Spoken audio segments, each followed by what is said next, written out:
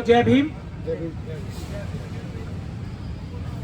26 नवंबर आप सभी को ये तारीख, सभी देशभक्तों को ये तारीख, सभी अम्बेडकरवादियों को ये तारीख, सभी दुनिया वालों को जो इंसाफ और बराबरी में यकीन रखते हैं, ये 26 नवंबर की तारीख अपने सबसे बड़े महापर्व की लगती है। और इस महापर्व को भारत देश में कम से कम दूसरे सभी महापर्व मनाने की इजाजत, दूसरे सभी महापर्व मनाने की फ्रीडम, आज़ादी मिलती है तो इसी भारत के संविधान से जो 26 नवंबर को एग्जिस्टेंस में यानी कि इम्प्लीमेंट किया गया था। और उसके कर्णधार, सूत्रधार और उसके बनाने वाले real father of the nation की सबसे बड़ी गिफ्ट जो उनको real father of the nation बनाती है वो है भारत का संविधान, जो हजारों साल की नाइंसाफी को एक झटके से खत्म करती है। ऐसा दिन है 26 नवंबर। इसीलिए हम लोगों ने ये जो नौकरी नहीं, न्याय चाहिए, हर एक व्यक्ति के लिए न्याय चाहिए। मिशन सेव कॉन्स्टिट्यूशन ने जो ये ऐतिहासिक आंदोलन, जो नौकरी नहीं न्याय लेके ही समाप्त होगा, सच्चा प्योर खालिस न्याय लेके समाप्त होगा, वो जो एक आंदोलन चल रहा है उसका सबसे महत्वपूर्ण दिन भी 26 नवंबर को, या आने वाली 26 नवंबर को, अब सिर्फ 4 दिन बचे हैं, उस दिन मनाया जाएगा।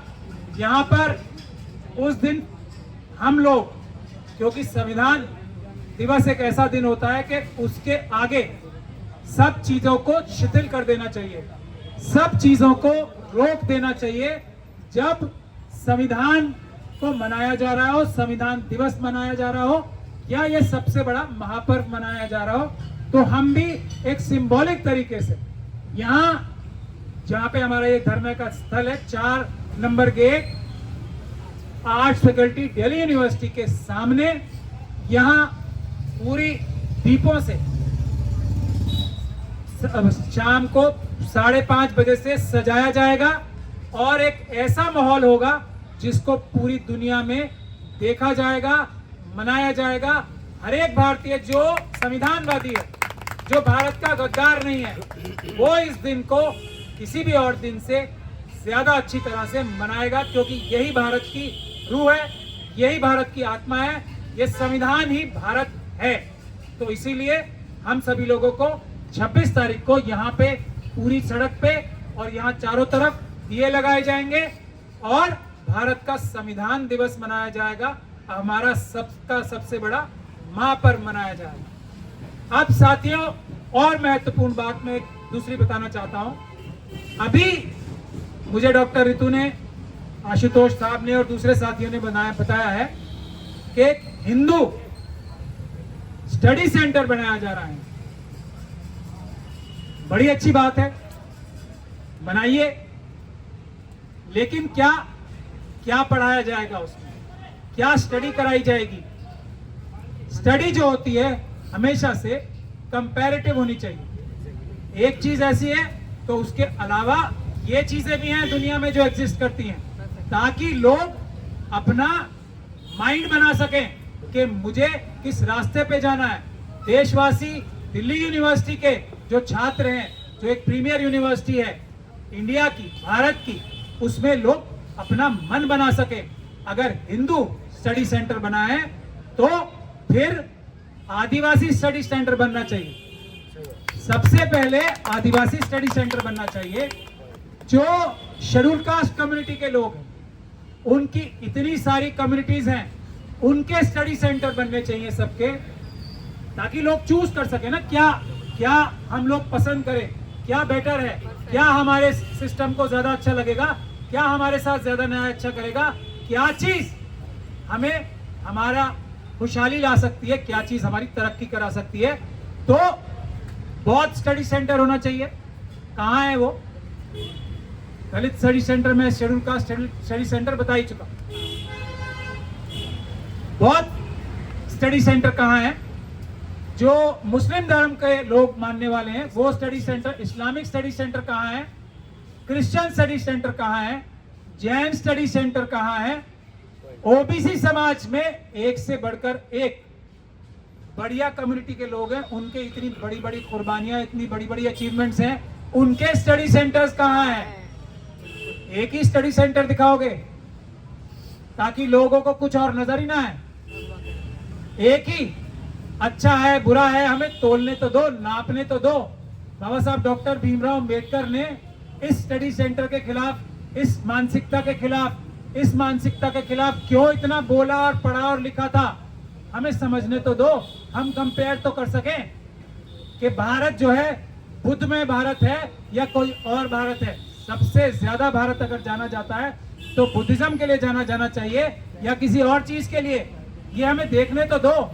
तो हमारी डिमांड ये इस स्टडी सेंटर के खोलने के बाद एक महत्वपूर्ण ये हो गई है कि भारत में जितने भी ये जो अभी हमने आपको SC ST OBC और माइनॉरिटीज के जो हमने समूह बताए हैं, उन सभी के स्टडी सेंटर तुरंत से पहले खुलने चाहिए, तुरंत प्रभाव से खुलने चाहिए। ये हमारी एक डिमांड आज से और ऐड हो गई है इस आंदोलन में, जो कि ऐतिहासिक आंदोलन होगा। बाबा साहब के सपने पूरा करने वाला आंदोलन ये साबित होगा। अब जो मुद्दे हैं जिसकी वजह से ये जो स्टडी सेंटर्स बनाए जाते हैं, और अभी मुझे बताया गया है कि एक ये बनाया गया है, ये जनजाति गौरव दिवस क्यों बनाया गया है। मनुवादी मानसिकता जिससे ग्रसित या जिसके प्रोपोनेंट यहाँ के वाइस चांसलर, यहाँ की प्रॉक्टर, यहाँ के रजिस्ट्रार और ऑफ कोर्स एक छोटे मोटे कॉलेज जो है दौलत राम कॉलेज, क्योंकि विषय है वो इसलिए लेना पड़ रहा है, उनका नाम भी इस सीरीज में, वरना वो इस हायरार्की में बहुत नीचे आती हैं। हालांकि अपने कारनामों से वो बहुत प्रिय हैं आरएसएस और मनुवादियों के, लेकिन अपनी निर्दयता की वजह से, अपनी क्रिमिनलिटी की वजह से वो बहुत पॉपुलर हैं। डॉक्टर सविता रॉय, उनको भी सब लोगों की जो ये मनुवादी मानसिकता है वो एक्सपोज करने के लिए ये स्टडी सेंटर्स तो जरूरी हैं ही, लेकिन ये जो जनजातीय गौरव दिवस है, ये जो मनाने की कोशिश की जा रही है या जो मनाया जा रहा है, ये क्यों है मैं ये बताना चाहता हूं आपको। क्यों है? पहली बात, आजकल देश में सबसे बड़ा अन्याय कहां हो रहा है? मास बेसिस पे। भी आज सुबह भी मैंने अखबार में पढ़ा है, 2 कुकी समाज के लोगों को मारा गया है। वहां के, बड़ी अजीब बात मैं बता रहा हूं आपको, जो चूरा चांदपुर है वहां पर जहां कुकी और जो हमारे ट्राइबल भाई बहन रहते हैं, वहां पे MBBS के एग्जाम देने की परमिशन नहीं है। जो मैतेई समाज के लोग थे जो चूरा चांदपुर में पढ़ते थे, उनको इम्फाल में वैली में एग्जाम देने की परमिशन है, लेकिन जो वैली में ट्राइबल लोग पढ़ते थे उनको चूरा चांदपुर में एग्जाम देने की परमिशन नहीं है। ये इन काले गंदे घिनौने कारनामों को छुपाने के लिए ये दिल्ली यूनिवर्सिटी में जनजाति ये मनाना चाहते हो आप, हमें बेवकूफ समझते हो, हमारे लोगों को मार कर उसको ढकना चाहते हो ये ड्रामे करके। अच्छा, ये बता दीजिए कि जो ट्राइबल कम्युनिटी है उसका बैकलॉग कहाँ है? यहाँ रखो। इससे बड़ी शर्मनिंदगी की बात हो सकती है। वाइस चांसलर साहब बेशर्मी से सुन रहे होंगे अभी, और अपने दलाल भी भेज रखे हैं यहाँ पे चारों तरफ, वो इस बात का जवाब दे ट्राइबल कम्युनिटी का बैकलॉग कहाँ है? जो हजारों नौकरियां ट्राइबल कम्युनिटी की है वो खा कौन गया? किसने ये अपराध किए हैं वो नौकरियां खाने की? किसने वो डॉक्यूमेंट फोर्ज किए? जैसे डॉक्टर रितु के केस में डॉक्टर जो डॉक्यूमेंट फोर्ज करके नौकरी खाई गई है ना डॉक्टर रितु की, वो जो हजारों ट्राइबल कम्युनिटी की नौकरियां खाई गई हैं, वो कहाँ है नौकरियां? उसकी FIR हम दर्ज कराएंगे। दूसरी बात, कहाँ है हमारे ओबीसी समाज की बैकलॉग? कहाँ है वो बैकलॉग? कौन खा गया? कौन है वो बेईमान? कौन है वो चोर? कौन है वो जो अडानी की तरह, जैसे अडानी देश का पैसा लूट रहा है, वो कौन नौकरियां लूट के ले गई? यही मनुवादी मानसिकता के लोग ना, उस एक एक नौकरी का हिसाब लिया जाएगा। कहाँ है हमारी शेड्यूल कास्ट कम्युनिटी की बैकलॉग? कहाँ है वो? कहाँ गायब हो गई? अब जो EWS की कहानी है, EWS की तो बैकलॉग मुझे बताया जा रहा बचता ही नहीं है। ऐसा क्या चमत्कार है? ईडब्ल्यूएस में कोई एनएफएस होता ही नहीं, परफेक्ट है सारे। सारे परफेक्ट पैदा होते हैं। और एक परफेक्ट डीआरडीओ में पकड़े गए थे अभी पाकिस्तान और चाइना की जासूसी करते हुए, और दूसरे अभी ये जो क्रिकेट का मैच हुआ है उसमें भी बैटिंग की खबरें आ रही है कि ऑस्ट्रेलिया के जीतने से कोई लाखों करोड़ रुपए जीता है, उसकी इन्वेस्टिगेशन होनी चाहिए कौन जीता है। तो ये जो कारनामे चल रहे हैं, ये बताया जाए कि ईडब्ल्यूएस में सारे ऐसे ही परफेक्ट होते हैं, ये सट्टे बाजार वाले ही सारे लोग होते हैं। आप ईडब्ल्यूएस की कहानी सुनिए। ईडब्ल्यूएस में फर्जी डॉक्यूमेंट, और ये वीसी साहब ध्यान से सुन लें, ये इनकी जिम्मेदारी है, रजिस्ट्रार साहब ध्यान से सुन लें। ईडब्ल्यूएस के अपनी जो सर्टिफिकेट बनाया जाता है ना इनकम का, आमदनी का, वो सैकड़ों नहीं, सैकड़ों से ज्यादा संख्या में नकली सर्टिफिकेट बना के नौकरियां हासिल की जा रही हैं।